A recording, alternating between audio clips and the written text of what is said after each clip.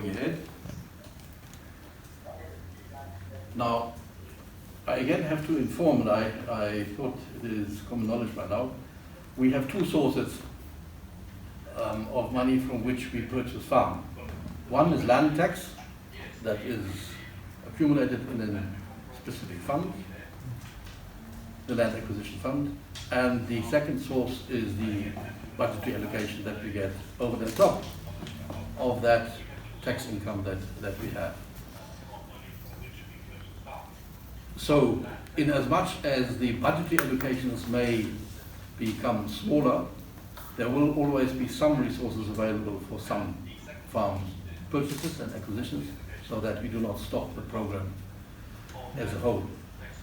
We have also decided that over and above purchasing and acquiring farms, we must also give attention to rehabilitating and maintaining acquired farms as we are having them, so that they can be brought back to productivity in cases where they have faulty infrastructure like boreholes also that takes them out.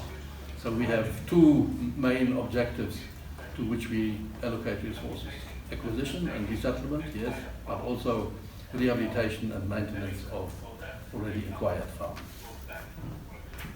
Now on the second question, whether we proceed with the willing buyer, willing seller process, I think we reported under the report on the second land conference resolutions that the resolution was taken to abolish the willing buyer, willing seller principle. But that resolution is, under the current legal framework, unimplementable.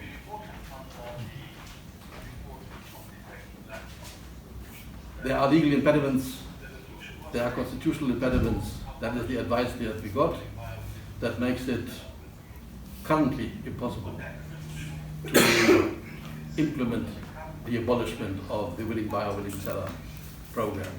It needs significant amendments of the current legal framework, including the Constitution. So for now, that resolution remains stayed because of the legal impediment that we have with it. So, but what is the ministry doing now in terms of maybe revamping or amending the legal instrument that we have? But we are in consultations with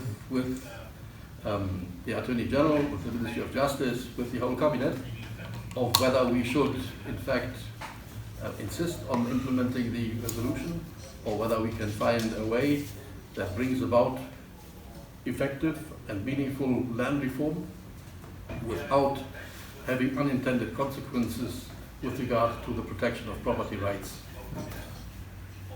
which de facto is the key legal impediment here, the protection of property rights. Okay, that reason. My statement, land prices have doubled de facto in the last 10 years. That's a price escalation that is very, very high.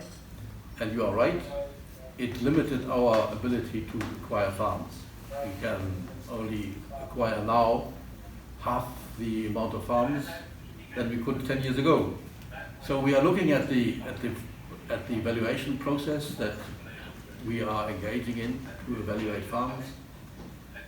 We are witnessing now that farm prices are actually coming down because of an oversupply and a limited ability to acquire farms. So it moves away from a seller's market to a buyer's market.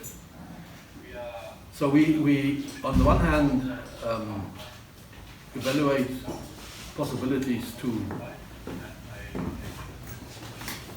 to utilize interventions that would have an effect on reduced prices. But on the other hand, we have also got consequences in the market forces, and we can influence the price by supply and demand equilibriums, and that is for us the preferred way. And we are saying that because of the fact that real estate, of which farms are a significant component, are a very important financial asset in which many more people other than farmers have invested. Now, if you drastically reduce real estate value in an economy, there may be very severe unintended consequences to the banking sector, to the individual saver, to the financial stability as a whole. And in our economy, real estate forms a very, very important component of the banking activities. 57% of banking activities are through mortgages. So one must be very careful when you chase an objective of reducing real estate price, and with that create severe unintended financial pressures on another side. So we are seized with that resolution, and we are looking forward to see how we can balance it, because the overall objective of a meaningful land reform remains one of the high priority political objectives that we have.